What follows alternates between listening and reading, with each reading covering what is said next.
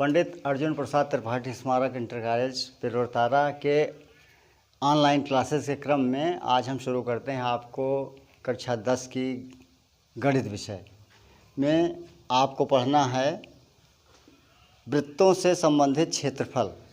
तो इसके पहले हमको ये जानना है कि कक्षा 10 के स्तर पर गणित की कई शाखाएं हो जाती हैं, जैसे बीजगणित, त्रिकोणमिति, निर्देशांक ज्यामिति और इसी तरह से इसको क्षेत्रमिति कहा जाए। अंग्रेजी में इसको मेंसुरेशन बोला जाता है। और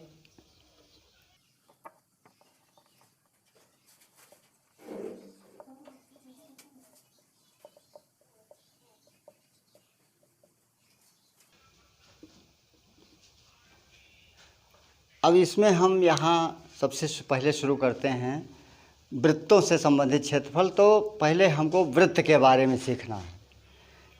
आपने देखा होगा आपके घर पर कुछ लोग पहले से वृत्त और गोले को एक जैसा नहीं मानना है।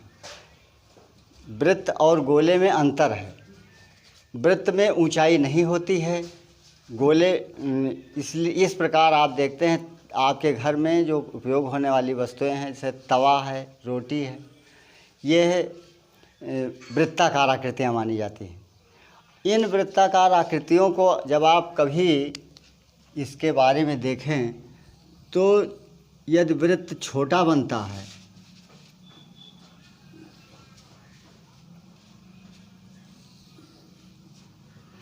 तो उसकी बाहरी नाप छोटी होती है और उसके बीच में जो परिधि के किन्हीं दो बिंदुओं को मिलाने वाली रेखा जो केंद्र से होकर जा रही है, व्यास, इन दोनों में एक अनुपात होता है। जैसे जैसे वृत्त की नाप बढ़ती है, परिधि बढ़ती जाती है, वैसे वैसे व्यास भी बढ़ता जाता है। इसे आप परिधि कहा जाता है। ये सब छोटी कक्षाओं में हम लोग पढ़ चुके हैं, इसलिए इससे हम लोग पहले परिचित हैं। अब दोबारा हम उसको याद दिला देते हैं। ये परिधि है और ये व्यास है। परिधि और व्यास के अनुपात को पाई का नाम दिया जाता है। परिधि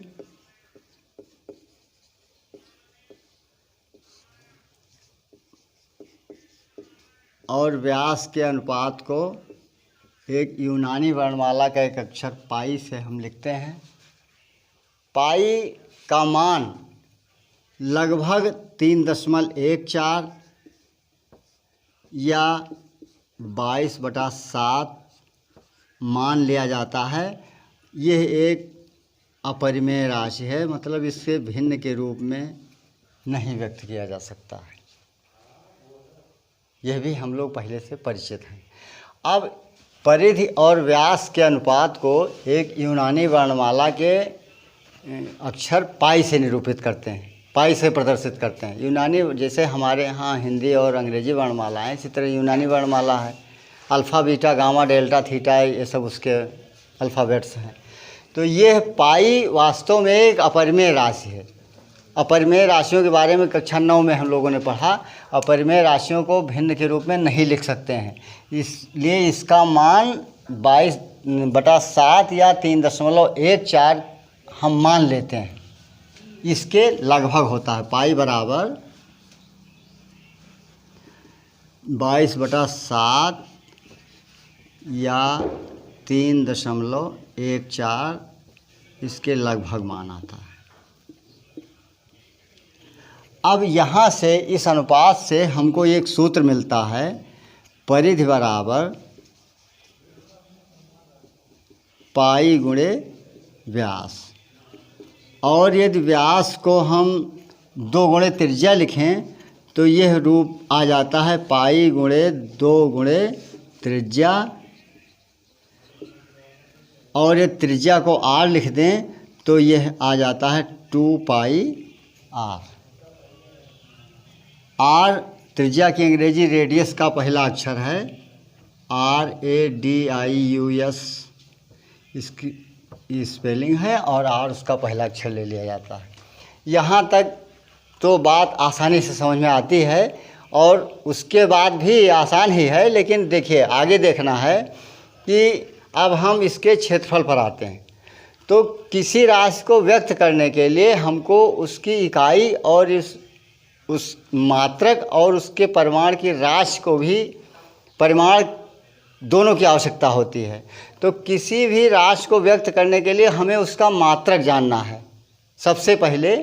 तो ये परिधि जो है यह लंबाई है। लंबाई का मात्रक क्या है? लंबाई का मात्रक क्या है? मीटर। और अभी जब हम क्षेत्रफल निकालेंगे तो क्षेत्रफल की इकाई क्या होगी, पहले हम उसको जानें। क्षेत्रफल की इकाई, जैसे जब लंबाई मीटर में मापी जाएगी तो क्षेत्रफल की इकाई वर्ग मीटर होगी। जब लंबाई सेंटीमीटर में मापी जाएगी तो उसके क्षेत्रफल की इकाई वर्ग सेंटीमीटर होगी। अब ये वर्ग शब्द उसमें ला करके जोड़ देते हैं, और चूँकि टॉपिक को आगे बढ़ाना है इसलिए हर चीज़ को पर तो हम नहीं डिस्कस कर पाएंगे, लेकिन अब ये आगे देखिए कि जब हम क्षेत्रफल को नापेंगे तो उसकी इकाई वर्ग मीटर या वर्ग, और हमको लिखा मिलेगा भी। और जब हम परिधि की बात करेंगे तो सीधे केवल लंबाई ही है, मीटर या सेंटीमीटर इसमें आएगी। तो इसकी इकाई को हम जानते हैं, आगे बढ़ते हैं। देखिए अब वृत्त के क्षेत्रफल की बात अगर हम करें तो इसको समझने, इसके लिए आपको सूत्र मिलता है पहले स्क्वायर, जहाँ पाई एक अपरिमेय राशि जिसका मान 3.14 के बराबर और r वृत्त की त्रिज्या होती है। अब ये सूत्र कहाँ से आता है, इसकी व्युत्पत्ति क्या है, ये आपके कोर्स में है तो, लेकिन मतलब परीक्षा की दृष्टि से नहीं है, फिर भी ये कॉन्सेप्शनल है, क्लास शुरुआती है, इसलिए हमको जानना चाहिए, इसलिए हम आप कोशिश करते हैं। देखिए आपने देखा होगा छाता का कपड़ा जो है, वो छतरी का जो कपड़ा है वो त्रिभुज के आकार का मिलता जुलता होता है, जो आकर के जो छड़ी है, डंडी है, उस पर पतला होता जाता है और किनारे पर चौड़ा होता है। इस तरह से अगर हम इसको मान लें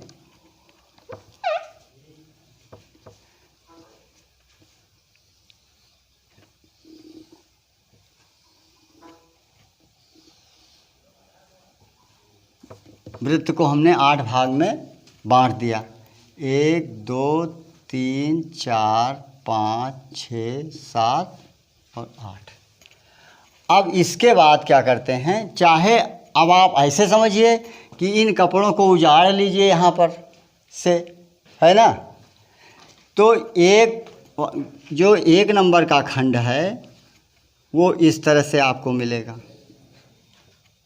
इसके बाद 2 नंबर का जो खंड है इसको ला करके इसका उल्टा फिट करिए,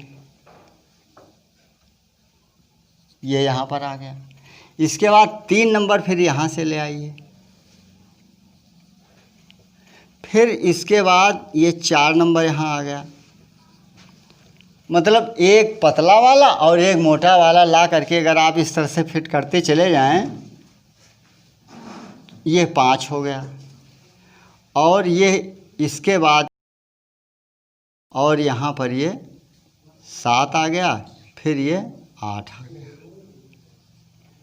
इस प्रकार ये आपको एक, अभी आयत तो अभी नहीं कहेंगे, ये अभी जो है समांतर चतुर्भुज है, लेकिन अगर इसमें से थोड़ा आधा भाग काट लिया जाए इधर से और उसको ला करके इसमें जोड़ दिया जाए, इसका आधा भाग 8 का या 1 का निकाल करके उधर जोड़ दिया जाए, तो अब ये आयत बन गया। अब ये हमारा आयत बन गया। और जो इसकी परिधि थी यह वाली, आधी परिधि इधर है ना, इसकी नाप कितनी हुई, पाई r। पहले कितना था, 2 पाई r। पूरी परिधि कितनी थी, 2 पाई r परिधि थी ना। और अब ये आधा ही तो रह गया, क्योंकि आधा ये 0 वाला भाग उसमें ला करके मिलाते गए, तो ये इसकी लंबाई कितनी बनी, पाई r। और यह जो है आपकी त्रिज्या है। अब अगर ज़्यादा ध्यान देंगे तो आपको असुविधा लगेगा, क्योंकि त्रिज्या जो है ये सीधी है, ये लंबाई त्रिज्या है ना। और यहाँ पर थोड़ा सा अंतर है। लेकिन अगर हम इसमें 8 बनाकर दिखाए हैं, इसमें इस तरह से असंख्य त्रिभुज बनाए जा सकते हैं। और जब हमारे त्रिभुज छोटे होते जाएंगे तो ये दोनों नाप हमारी बराबर हो जाएगी, इसलिए इसको हम इसकी चौड़ाई को आर कह सकते हैं। समझे हमारी बात? जैसे जब ये कपड़ा छोटा होता जाएगा, ये वाला, इसको और छोटा अगर आप करते चले जाएं तो ये दूरी जो है इसकी, जो ये बीच में आपको अधिक लग रही है, अधिक नहीं लगेगी और ये दोनों बराबर हो जाएंगे। यानी ये जो चौड़ाई आयत की है वो लगभग इसके त्रिज्या के बराबर आ जाएगी। और वहाँ पर अब हमारे पास सूत्र हो जाएगा आयत के क्षेत्रफल का। आयत के क्षेत्रफल का क्या सूत्र है? लंबाई गुणे चौड़ाई। अब लंबाई है पाई आर और चौड़ाई है आर। तो इस तरह से आयत के क्षेत्रफल के सूत्र से हमको वृत्त का क्षेत्रफल मिलेगा पाई आर गुणे आर। अब पाई आर गुणे आर जो है ये होता है पाई, हो गया पाई आर स्क्वायर। तो ये बहुत आसानी से क्षेत्रमित से निकल गया। इस सूत्र को का मतलब आपको यहीं पर देखने को मिलेगा। जब आप बड़े होंगे और हायर मैथमेटिक्स की स्टडी करेंगे तो वहाँ पर एक नई गणित की एक नई शाखा आ जाती है। जैसे हमने अभी शुरू में बताया कि गणित की कक्षा 10 के स्तर पर बीजगणित, त्रिकोणमिति, निर्देशांक ज्यामिति, ठोस ज्यामिति और उसका एक छोटा ये खंड है क्षेत्रमिति, ये पढ़ते हैं। जब आप इंटर और उससे आगे जाएंगे तो आपको एक कलन गणित भी मिलेगी, अवकलन और समाकलन। उसमें जो है ये है इस सूत्र का निगमन है। जब आप तरह तरह की आकृतियाँ पढ़ेंगे तो उसमें यह आता है हायर मैथमेटिक्स में। तो आप जब और आगे जाएंगे तो आपको कभी याद आएगा कि हमारे एक गुरुजी थे जो हमको छोटे क्लास में बताए थे। लेकिन वहाँ जो गणित का तरीका होता है वो आपको इंग्लिश मीडियम में कभी पढ़ने को मिलेगा। यहाँ उससे ज़्यादा मतलब नहीं है, लेकिन उसमें होता है area of closed curves given by polar equation. उसका फार्मूला है half r square d theta और इसको इंटीग्रेट किया जाता है 0 से थीटा के बीच में। इस तरह से मिलता है, तब वहाँ पर पाई आर स्क्वायर इसका फार्मूला आता है। वो भी बहुत बड़ा नहीं है, आ जाता है, लेकिन अभी आपको उसको नहीं जानना है। ये ज्यामिति के तरीके से इसको बता दिया गया। अब आप इतनी चीज़ याद रखेंगे, क्या लंबाई की माप का मात्रक मीटर या सेंटीमीटर, क्षेत्रफल की माप का मात्रक वर्ग मीटर, वर्ग सेंटीमीटर। जब कभी आप इसकी गणना करें, उत्तर निकालें, तो आप इसकी इकाई अवश्य लिखें। अगर इकाई नहीं लिखते हैं तो आपका बना बनाया खेल थोड़े में थोड़ी कमी रह जाती है और यही कारण होता है कि आपको पूरा नंबर नहीं मिलता है। कहते हैं सवाल हमने सही लगाया और नंबर में हमारी कमी रह गई, ये कमी ना रहे। और इस तरह से ये आप ये मत समझिए कि मतलब टॉपिक से हटकर तो नहीं है, लेकिन यह चीज़ आपको बता दिया गया। अब आशा करते हैं कि आप याद रखेंगे वृत्त के क्षेत्रफल का सूत्र। अब इसके बाद इसमें परिभाषिक शब्द और हैं जिसे आपको कक्षा 10 में पढ़ना है।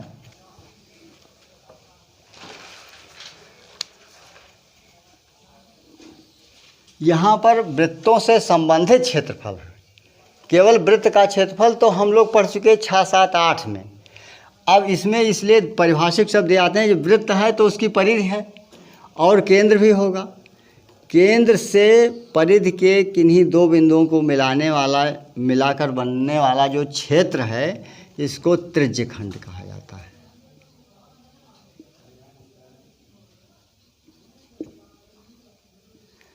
ये पूरे वृत्त का एक भाग है जिसमें ये त्रिज्या से परिधि के किन्हीं दो बिंदुओं को मिलाने वाली जो दो रेखाखंड हैं उसके बीच का क्षेत्र होता है।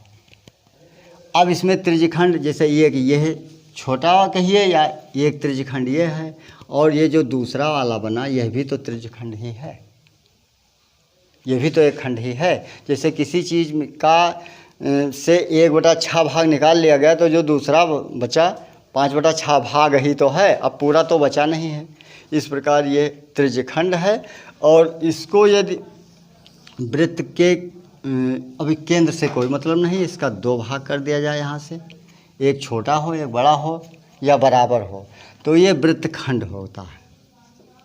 वो त्रिज्यखंड है और ये वृत्तखंड है। वृत्तखंड, बड़े वृत्तखंड को दीर्घ वृत्तखंड और छोटे को लघु वृत्तखंड बोला जाता है। जब तक कुछ कहा जाता है तब तक हम तब तो उस हिसाब से विचार करते हैं। लेकिन यदि कोई त्रिज्यखंड ही की ही बात हुई तो हम लघु त्रिज्यखंड और लघु वृत्तखंड को ही समझेंगे।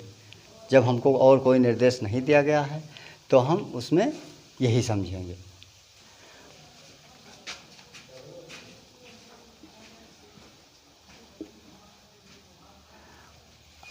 अब इसके बाद आप इन सूत्रों को जानते हुए, ध्यान में रखते हुए आगे हम प्रश्नावली पर आते हैं। और प्रश्नावली में आपके लिए जो प्रेस्क्राइब्ड बुक है, इस क्रम में गणित में मेन मुख्य चीज़ जो है अभ्यास है। और अभ्यास जब आप प्रश्नों को हल करेंगे तभी तो आएगा। ये एनसीईआरटी फोल्डर का जो फर्स्ट क्वेश्चन है, 2 वृत्तों के त्रिज्याएं क्रमशः 19 सेंटीमीटर और 9 सेंटीमीटर है। उस वृत्त की त्रिज्या ज्ञात कीजिए जिसकी परिधि इन दोनों वृत्तों की परिधियों के योग के बराबर है। अब जब कभी गणित का क्लास पढ़ना हो तो आप लोगों को कॉपी और किताब दोनों ले करके अपने तैयार हो करके तब इस पर बैठिए, तब आप कुछ समझ पाएंगे। और ऐसे जैसे हिस्ट्री का क्लास है और ये और दूसरे विषय का क्लास है वो तो हो जाएगा, लेकिन इस पर जब तक आप कॉपी और अपनी कलम लेकर के किताब के साथ नहीं बैठेंगे तब तक नहीं हो पाएगा। तो आप लोग भी इसको ध्यान दें। सवाल, 2 वृत्तों की त्रिज्याएं क्रमशः 19 सेंटीमीटर और 9 सेंटीमीटर, क्रमशः 19 सेंटीमीटर और 9 सेंटीमीटर हैं। उस वृत्त की त्रिज्या ज्ञात कीजिए जिसकी परिधि इन दोनों वृत्तों की परिधियों के योगफल के बराबर हो। प्रश्न साधारण है, समझ में आता है। 2 वृत्त हैं, एक की परिधि की माप 19 सेंटीमीटर है और दूसरे के परिधि की माप 9 सेंटीमीटर है। तो इन दोनों की परिधियों को जो जोड़ लिया जाए तो दोनों की परिधियों का योगफल मिलेगा, और जो योगफल मिलेगा उस माप की का जो वृत्त बनेगा, है ना। तो इसके लिए अब 19 सेंटीमीटर त्रिज्या वाली परिधि की माप क्या, 19 सेंटीमीटर त्रिज्या वाले वृत्त की परिधि की माप क्या होगी। तो इसके लिए 19 सेंटीमीटर त्रिज्या वाले वृत्त की परिधि बराबर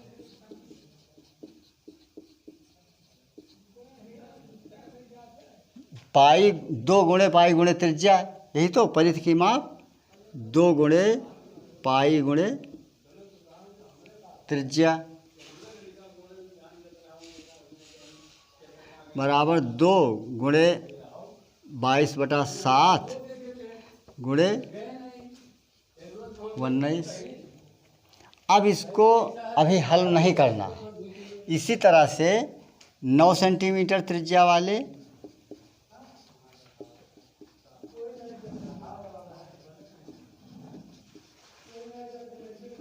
वृत्त की परिधि बराबर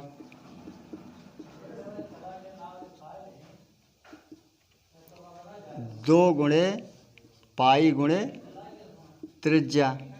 तो ये 2 गुणे 22/7 गुणे 9। अब दोनों परिधियों के दोनों त्रिज्या वृत्तों के परिधियों के योगफल के बराबर की परिधि, योगफल के बराबर परिधि वाले क्षेत्रफल की परिधि वाले वृत्त की त्रिज्या को हम मान लेते हैं। अब यदि दोनों वृत्तों के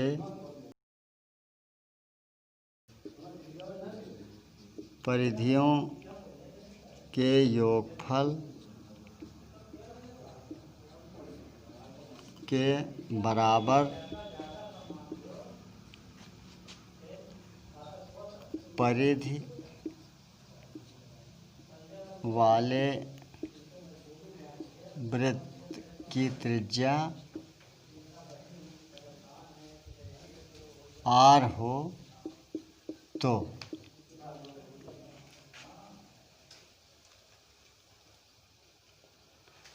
टू पाई r बराबर ये पहले वृत्त की परिधि 2 गुणे 22/7 गुणे 19 धन 2 गुणे 22/7 गुणे 9। और अब इसमें 2 और गुणे 22/7 इधर भी है और 2 गुणे 22/7 इधर भी है। यदि इसको हम बीजगणित के हिसाब से कॉमन कर लें तो 2 गुणे 22/7 और इधर 19 धन 9 बराबर 2 7 गुणे 28। 7 कम 7 7 चौक 28 और 2 चौक 8 22 अट्ठे 8 दूनी 16 के 6 हासिल 1 और 8 दूनी 16 और 1 17 176 सेंटीमीटर। ये 176 आया 2 पाई आर का मान। अब यहाँ पर हमको केवल आर चाहिए तो ये 2 पाई आर के हिसाब से 2 नहीं, रुक जाइए, इसको भी काटना पड़ेगा।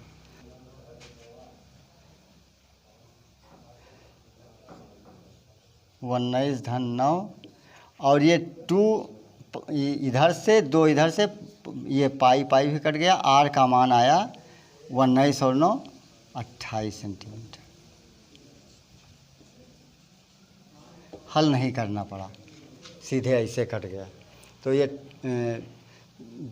इनकी त्रिज्या सेंटीमीटर दोनों जोड़ करके 28 सेंटीमीटर हो गया।